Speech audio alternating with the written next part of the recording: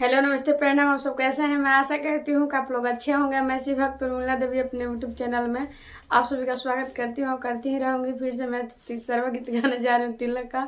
पसंद है तो लाइक सब्सक्राइब शेयर जरूर कीजिएगा और कमेंट में जरूर बताइए मेरे गीत आप लोग कैसा लगा प्लीज। ए जी सरवा के मोछिया कमाल कइले बा। ए जी सरवा के मोछिया कमाल कइले बा। हमरा आंगना में कूलर के काम कइले बा।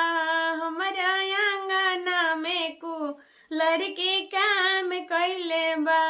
ए जी सरवा के गोलिया कमाल कइले बा।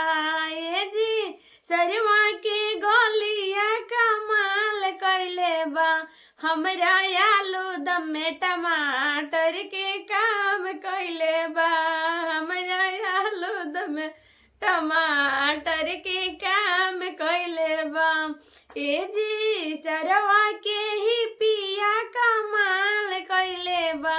ए जी सरवा के ही पिया कमाल कइले बा। हमरा आंगना में लवांडा के काम कइले बा। हमरा आंगना में लवांडा के काम कइले बा। ए जी सरवा के मोछिया कमाल कइले बा। ए जी सरवा के मोछिया कमाल कइले बा।